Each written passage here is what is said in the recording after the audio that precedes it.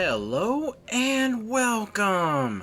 This character profile video is for the class Scholar, and what you'll see is all of her skills, the top 8 PVE and PVP skills that I recommend, her skill combos, enhancements, player card, and a gameplay video.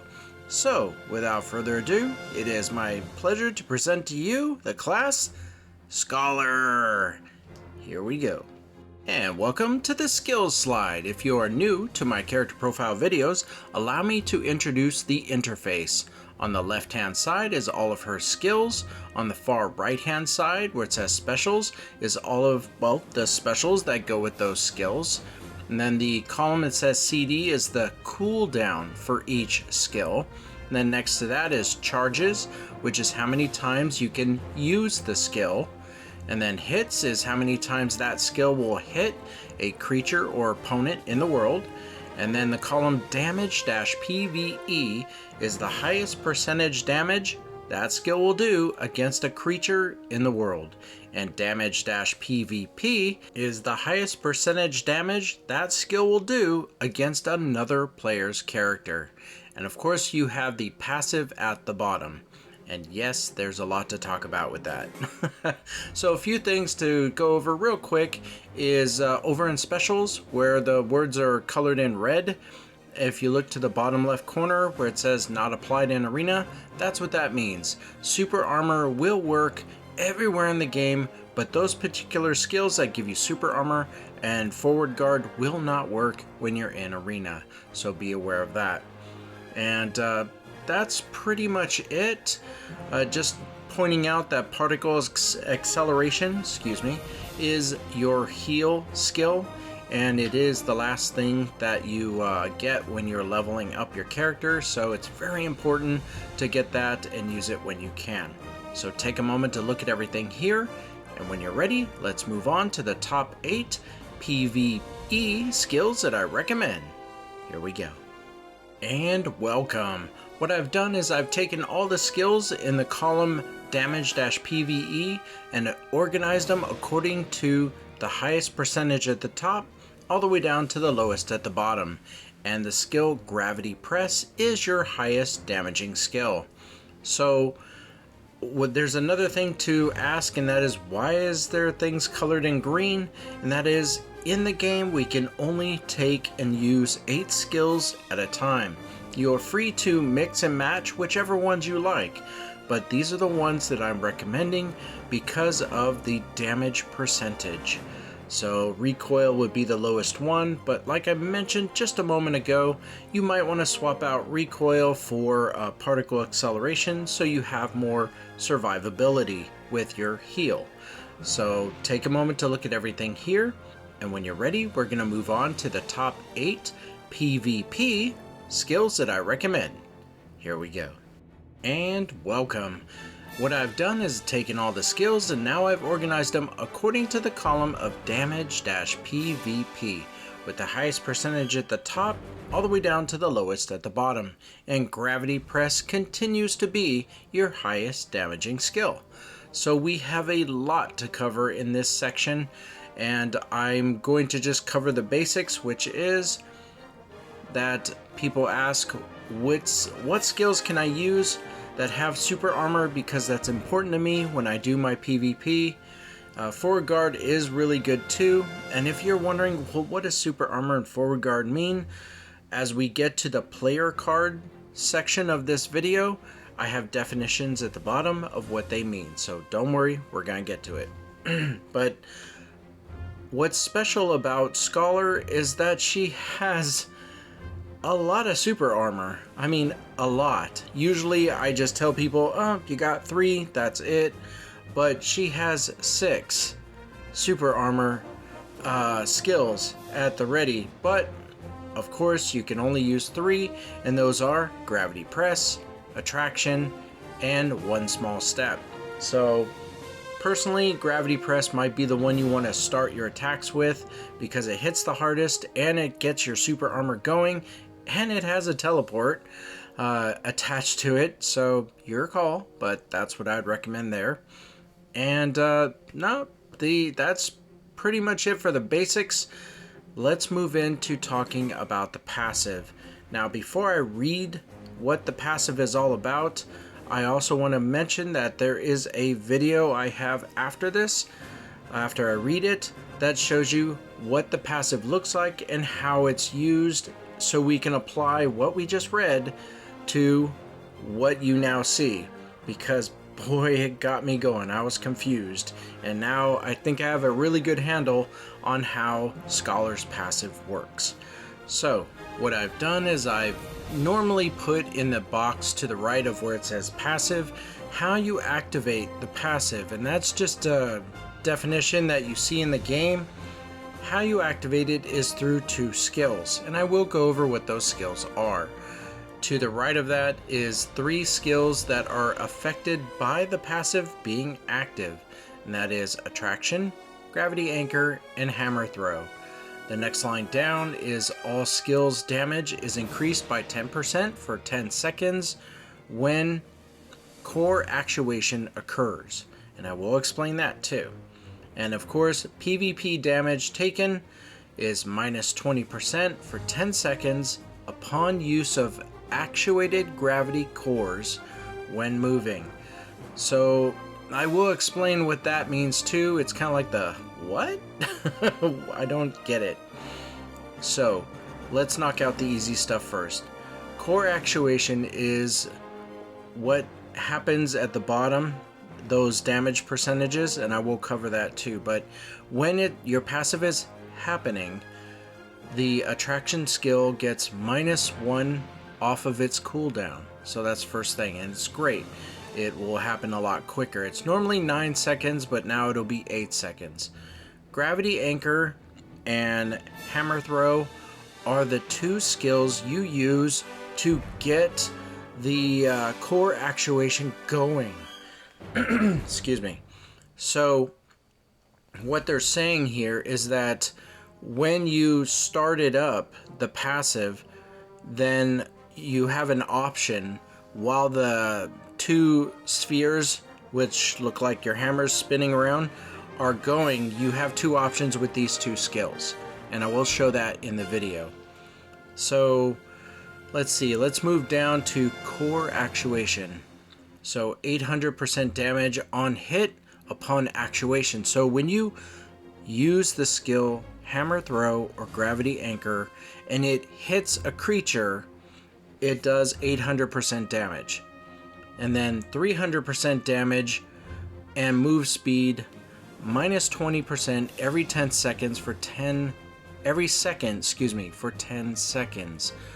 So that affects what you threw the core actuators at.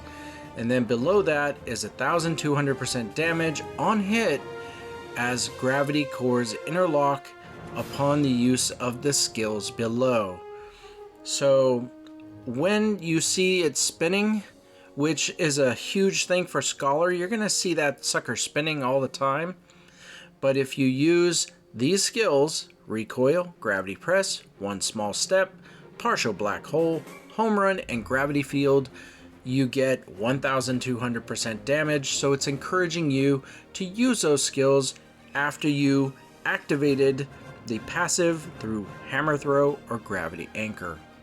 And of course, 50% PvP damage per hit. The branch effects and skill damage increases not applied. So they just want to make that clear.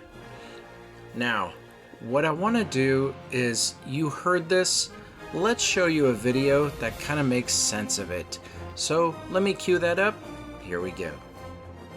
Okay, so at the bottom right corner is our skills that we're going to work with, and the first one on the right hand side over here is Hammer Throw and Gravity Anchor, then Hammer Throw right here, and then going from right to left is Attraction, Gravity Press, and we chose Gravity Field at the bottom, so the bottom row.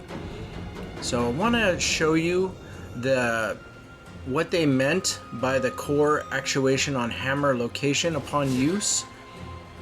If you use one of the skills that starts it. So you see them spinning, that is it actuating. That's what you want. That's your passive in action right there. And what you can do is you can move that there, and you can do this right here to teleport, and that's attraction. So it's a good way to get to creatures. It's a good way to get out from a PvP scenario. You can throw it over there, do some fighting, and then, you know, hit that to teleport back to it. And the, let's see, the hammer throw, no, excuse me, the gravity press skill that lifts you up in the air, it's directional. You can choose where to go when you're jumping. Now, if you're close enough to this, to where the things are spinning, then it'll go right to it, as you saw. Otherwise, it won't. Now we have our creature, and yeah, there's no buff or anything that shows you how long the actuating lasts, but I did time it, and it's about 11 to 12 seconds. So that's how long it lasts. See how it damages? It's damaging them, but they're not going to stick around there and stay damaged unless there's a way you can do that, unless you can freeze them in place, but that, anyway. So you can throw your hammers there and teleport and come down on them. That is a skill. That's what you can do. That is what they meant by on hammer location upon use for gravity anchor and hammer throw. So now you know about those three things. You know, I do want to show you about the skill damage plus 10%, and that's why we have this guy here by himself. I'm trying to show you. See, it was 2,331, I believe. You can go back and pause. I'm trying to get a regular damage ability when it's not critical. Some days you want critical, and other days you just want to turn it off so you can see some numbers. There you go. 2151. So that's normal, right? If we actuate our hammers, which is getting them spinning, and then we use that skill again. So, no, still on critical. Let me see if I can switch to throwing. There we go. Throw it. He died. Poor guy. He's getting damaged while he's trying to run over to me. And now look. 23. So that's what I'm trying to show you, is that, yes, 10% more damage does occur. You do have a damage increase when your hammers over there or the actuating cores are spinning. So you always want that to happen. And that's just a normal thing for a scholar, is you're expecting those cores to be spinning all the time, because that's what she does. Alright, and the only other thing is I'm using Gravity Field, which is one of the skills for the 1,200 damage while the cores are spinning. So I'm trying to show you what the use is of it, and that it does increase your damage when they are spinning. So I'm pretty sure we accomplished that. And now let's see what else we can do. Yeah, I was trying to see if I can get them all to be in one spot, but it's kind of tough. But I really like the fact you can use it to get away from things. So let's go ahead and return back now to the PvP slide. Here we go. And welcome back. So first thing I wanted to say is, when I showed you the 10% damage, it was at 2,300 per damage normal, and then I'm like, oh look, it's 2,300 now, and there's your 10% increase. I realized, wow, that didn't really show it very well, but if you look at the video and you look at the numbers, it really does increase. So take my word for it. Now, to recap, the two skills that activate your passive are Hammer Throw and Gravity Anchor. The image is the two cores spinning, and that's when you know your passive is active. From there, you can do many things, like teleport to it, or jump in the sky and move towards it, or use attraction because it's much faster by 1 second less, and you have more damage All skills are 10% more damaging, and you got at the bottom for core actuation those skills which also do more damage.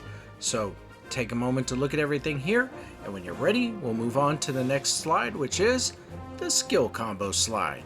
Here we go. And welcome. So before we get into what you're looking at with the list of skill combos, let me tell you where you can find it. During gameplay, if you tap on the menu screen and you go over and you tap on skills on the right hand side, and now the skills screen appears, and you look to the middle of that screen and come down, you'll see a magnifying glass with a circle around it, and it will say skill combos to the right of it. You tap on that and a small window will appear that says skill combos, or list of skill combos. You'll need to scroll up and down to see them all. So what I have done is I've taken all of those skills and I put them on one screen for you to print out or have on another monitor, or just any way you want to do it, so that you have it to look at and see what it's all about. Now that you know where it's at, let's show you how this works. On the left hand side in blue is the skills that Pearl Abyss recommends. Now these are recommendations. This is not the end all and this is it for combos. As you learn your character, you'll be able to create your own combos and what you like to do. So on the left hand side in blue is what they recommend you start with, and then in gray is what it chains into, or the next skill you would select.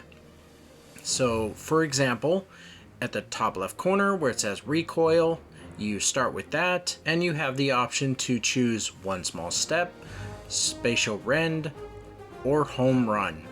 Now, if you choose, say for example, one small step, then you look to the left and down in blue where it says one small step, and you can then choose to do the next skill, which is gravity field. This is how it works. Recoil to one small step to gravity field.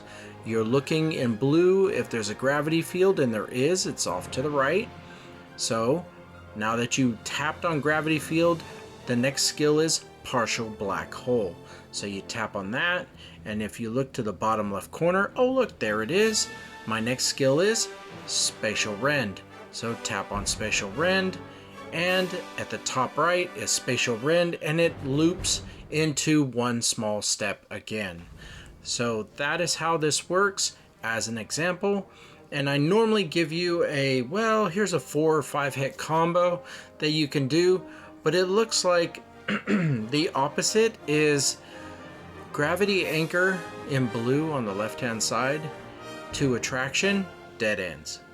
Hammer throw on the right hand side to attraction, dead ends. It looks like almost every other thing you can do in blue turns into that loop of spatial rend, one small step, gravity field, partial black hole, and back to spatial rend. So that loop is what I'm talking about, and that's fine. This is a really good combo to get the hang of, and then when you get the hang of all the skills, create your own. That's what Pearl Abyss wants you to do. So now that you know how that works, take a moment to look at everything here, and when you're ready, we're going to move on to the next slide, which is the enhancement slide. Here we go. And welcome. If you are new to my enhancement slide, allow me to introduce the interface. On the left hand side is all of the skills that Scholar has. On the far right hand side is the branch damage connected to all of those skills, and then in the center, going from left to right, is 4 columns that are enhancements for each skill. Now the third one, so from left to right, is a column I try to make enhancements that affect the creatures or the player's character you are fighting. So those are negative things that happen to them. It's not meant for you to go, why would I ever want to reduce my target my AP or DP? No, that column I'm trying to set it for only negative things towards creatures or someone you're fighting against. Now, the other thing is I want to call your attention to the gravity field skill towards the bottom and then go all the way over to the right where it says heal 170 HP per hit. The word heal is colored differently because it does not apply in the section of the game called Path of Glory. So it works everywhere else when you unlock it and you are using it except for Path of Glory. Now, enhancements. If you're on the skill screen and you tap on a skill and the icon for it moves over to the left and you see these circles around that icon, those are enhancements to that skill. So for example, if we take the very first one, attraction, and there are 4 things you can unlock. Usually it'll either be just silver that you pay to unlock it, or there might be a level required. Now you want to level up all of your skills as high as they will go, and sometimes the enhancement needs that skill to be a certain level indicated in red. So like a red number, say 2. That means that throughout the game in Elion and Hadum and wherever you go, you'll get these skill books and you learn. It's random. You can't just go to a specific spot for a specific skill. It doesn't work that way. It's all random. However, when you get up to the point where you need more skill books, like gold ones, which are really good, go to a section of the game called Valor. You can find this when you open up the menu during gameplay. Look to the left hand side where it says Expedition, tap on it, and then you'll see the option for Valor. And it requires water, desert water to get in. And once you're in and you're doing the fight, you will notice that you are getting gold skill books, a lot of them. So this is where I go to get my gold books when I want to level up my skills, and I'm recommending you do the same. Now, when you have actually the goal of the enhancements slide is for you to see everything that you can unlock. So it will take time and you can now plan it out. Like, hey, I do PvP, I want all of the bleed to be unlocked. Oh look, there's one for gravity press, there's one for spatial rend, and what else can I do because I'm PvP style? Well, I want to reduce the person I'm fighting, so I want the 3rd column. That's pretty much almost all of those enhancements for all those skills. This is a way for you to see everything on one screen without having to go to every skill and see what every skill has. So take a moment to look at all this, and when you're ready, we'll move on to the next slide, which is called the player card slide. Here we go. And welcome. This is the player card slide. It is like a baseball card. It is all of the slides you previously saw, all combined onto one screen. You can print this out, have it on another monitor, and just view it. This is everything that I am showing you about this character, all wrapped up in one, and it has some new stuff to it. So let's tell you all about it. At the very top is the top 8 PVE and PVP skills that I recommend.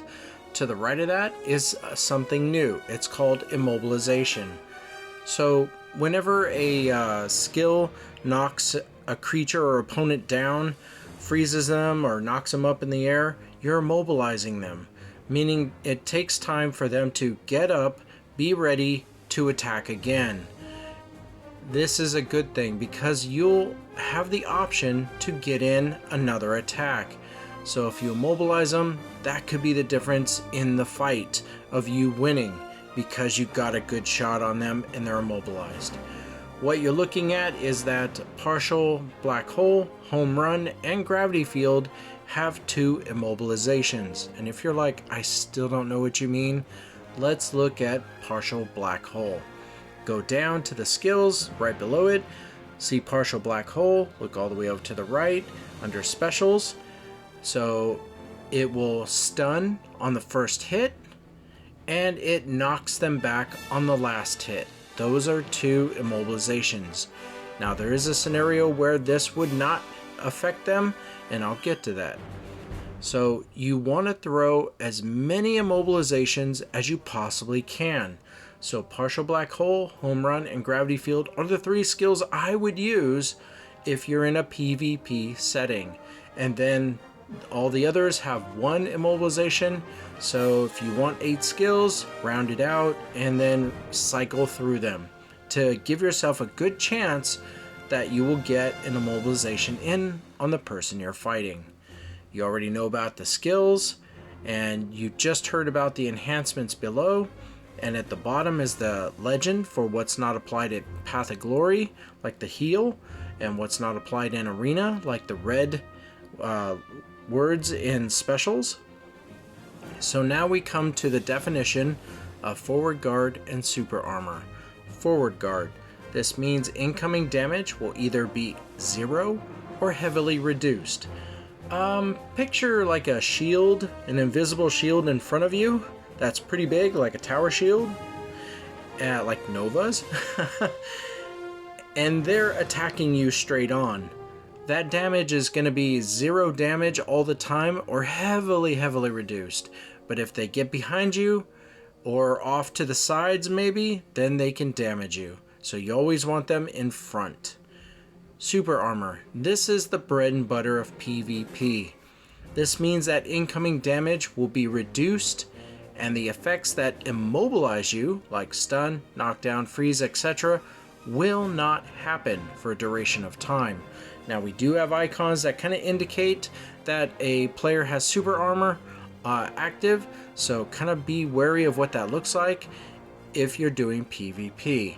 And throw the immobilizations at them so that when that moment when their super armor is not active, you get it in, you'll see that they get knocked down, get that extra hit in so you can be ahead and possibly win the match. And that is how the player card works.